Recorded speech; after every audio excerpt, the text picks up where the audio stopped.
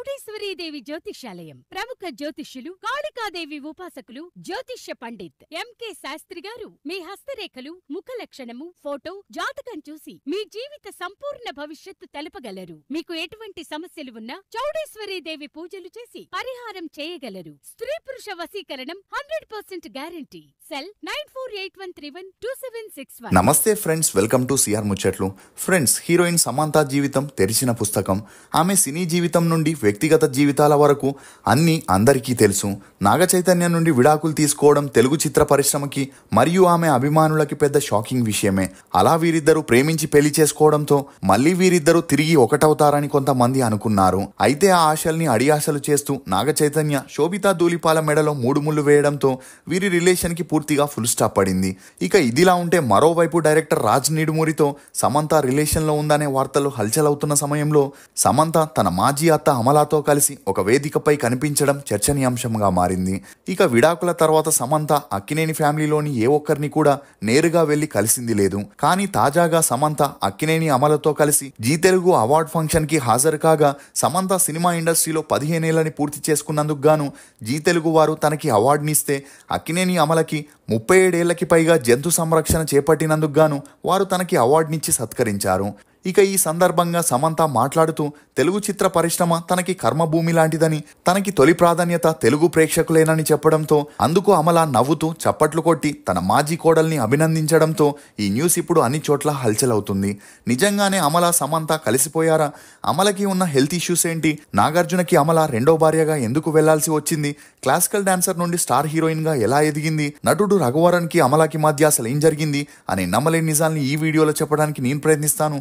మీరు మాత్రం ఈ వీడియోని పూర్తిగా చూడండి. అమలా ముఖర్జీ అలియాస్ అమలా అక్కినేని. ఈమె 1967 సెప్టెంబర్ 12న పశ్చిమ బెంగాల్లోని కోల్కతాలో ఒక మధ్యతరగతి కుటుంబంలో జన్మించింది.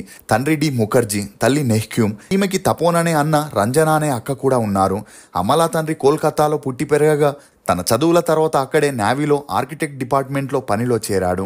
ఇక ఈ క్రమంలోనే ఐర్లాండ్లో పుట్టి పెరిగిన నెహ్క్యూమ్ సోషల్ సర్వీస్ మీదున్న మక్కువతో కోల్కతాకి రావడం జరిగింది. అలా ఒక ఫ్రెండ్ ద్వారా నెహ్క్యూమ్ ముఖర్జీ గారిని కలిసి ఫండ్ రైజింగ్ గురించి చెప్పగా అందుకు అతను హెల్ప్ చేయడంతో అప్పటి నుండి వీరిద్దరి మధ్య మంచి పరిచయం పెరిగి ఆ పరిచయం కాస్త నిదానంగా సన్నిహిత్యంగా మారి వీరిద్దరూ ప్రేమలో పడి ఆ తర్వాత పెళ్లి చేసుకొని సెటిల్ అయ్యారు.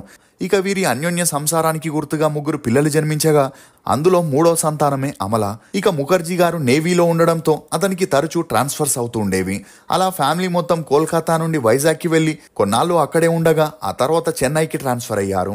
ఇక ఈ ట్రాన్స్ఫర్స్ తో పిల్లల చదువు పాడవుతుందని ముఖర్జీ గారు తన జాబ్ కి రిజైన్ చేసి చెన్నైలో ఐటీ ప్రొఫెసర్ గా జాబ్ లో జాయిన్ అయ్యారు.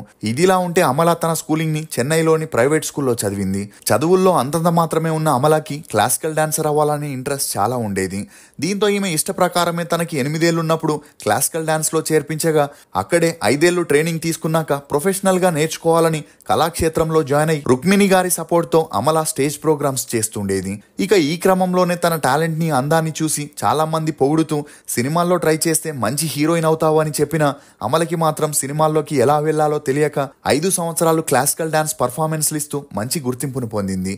ఇక ఇదిలా ఉన్నప్పుడే శంభు తండ్రి అయిన టి రాజేంద్రన్ తను తీయబోయే మూవీలో ప్రొఫెషనల్ గా క్లాసికల్ డాన్స్ చేసే అమ్మాయి కావాలని అందుకుగాను ఆర్టిస్ట్ కోఆర్డినేటర్స్ ని అడగగా వారు అతనితో కళాక్షేత్రంలో మీరు వెతికే అమ్మాయిలు చాలా మంది ఉంటారని చెప్పడంతో టి రాజేంద్రన్ నేరుగా కళాక్షేత్రం ప్రొఫెసర్ అయిన రుక్మిణి గారితో మాట్లాడి ఒక డాన్స్ ప్రోగ్రామ్ని అరేంజ్ చేయమని, అందులో మంచిగా పర్ఫామ్ చేసిన వారికి తన మూవీలో ఛాన్స్ ఇస్తానని చెప్పడంతో అప్పటికే తమిళ్లో స్టార్ డైరెక్టర్గా ఉన్న టి రాజేంద్రన్ ఆఫర్ని రుక్మిణి గారు కాదనలేక 1984లో ఒక డాన్స్ ప్రోగ్రామ్ని అరేంజ్ చేశారు.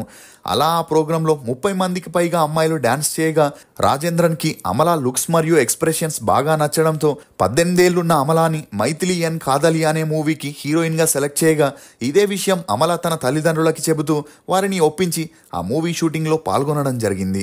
అలా ఈ మూవీ 1986 ఫిబ్రవరి 4న రిలీజ్ అయి సూపర్ డూపర్ హిట్ అవ్వడంతో అప్పటి నుండి అమల టి రాజేంద్రన్ సపోర్ట్తో బ్యాక్ టు బ్యాక్ మూవీస్లో యాక్ట్ చేయడం మొదలెట్టింది. అలా మెల్లై తీరిందా కదవు, పన్నీరు నదిగల్, కన్నే కన్నెముత్తు అని చేయగా ఆ మూవీస్ అన్ని రిలీజ్ అయి ఓకే టాక్ తెచ్చుకోవడంతో టి రాజేంద్రన్ అమలని తన కంట్రోల్లో పెట్టుకోవాలనుకున్నాడు.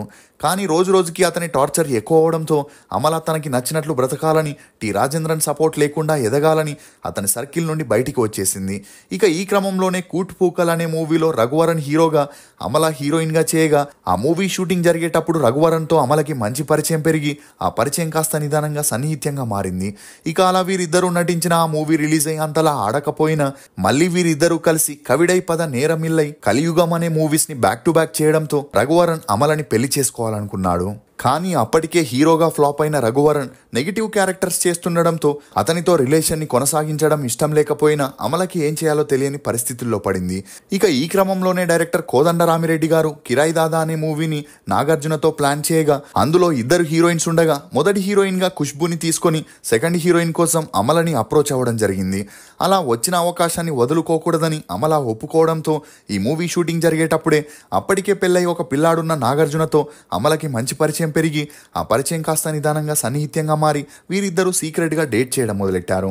ఇక కిరాయి దాదా మూవీ రిలీజ్ అయి తెలుగులో హిట్ అవ్వడంతో వీరిద్దరి జోడీకి జనాల్లో మంచి ఆదరణ రావడం చూసిన రామానాయుడు గారు చిన్నబాబు అనే మూవీని ప్రొడ్యూస్ చేస్తూ నాగార్జునని హీరోగా, అమలని హీరోయిన్ గా క్యాస్ట్ చేయడం జరిగింది.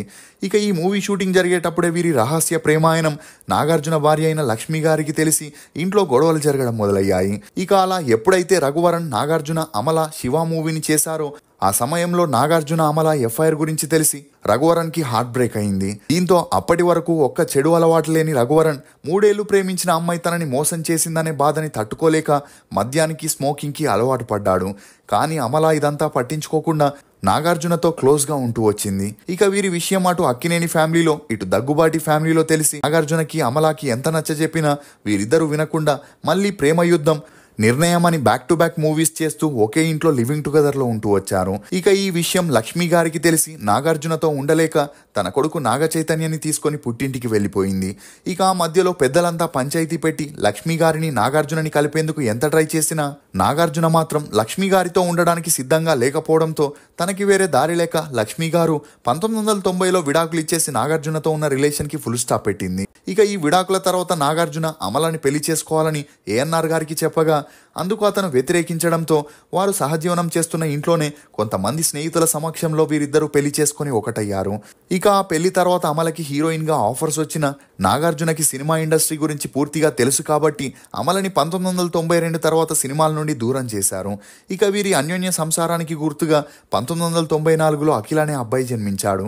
ఇదిలా ఉంటే రఘువరన్ మాత్రం అమలని మర్చిపోలేక చెడు అలవాట్లకి బానిసై హెల్త్ ని పాడి చేసుకుంటున్న సమయంలో తన తల్లిదండ్రుల ఒత్తిడితో నటి రోహిణిని 1996లో పెళ్లి చేసుకోగా వీరి అన్యోన్య సంసారానికి గుర్తుగా ఒక కొడుకు కూడా జన్మించాడు. కానీ కొడుకు పుట్టాక కూడా రఘువరన్ చెడు అలవాట్ల నుండి బయటికి రాకపోవడంతో నటి రోహిణి తనకి విడాకులిచ్చి కొడుకుని తీసుకొని వెళ్లిపోయింది.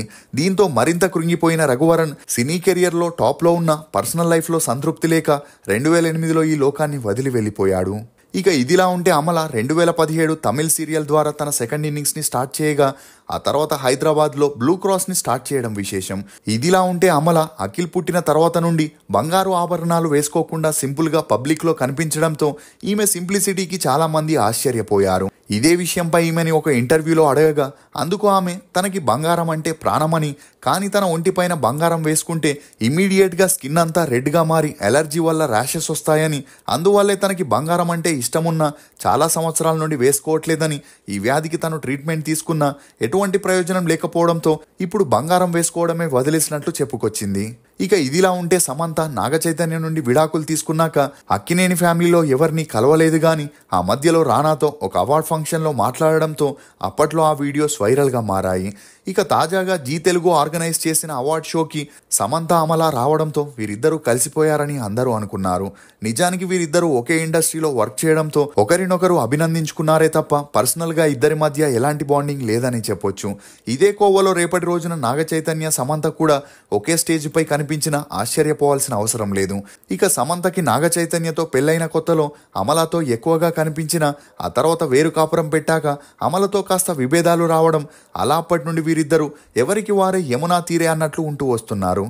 ఇక ఇప్పటి వరకు అమల తెలుగు, తమిళ్, హిందీ, మలయాళంలో కలిపి 60 సినిమాల్లో యాక్ట్ చేయగా ఈమె నటనకు గాను 2 ఫిలింఫేర్ అవార్డ్స్ని కూడా గెలుచుకుంది.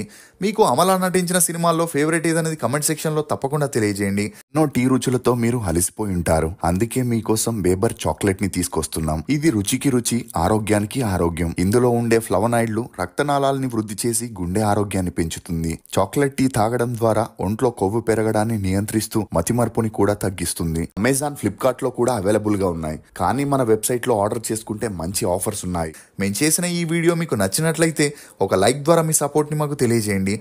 For more interesting videos please subscribe to CR ముచ్చట్లు.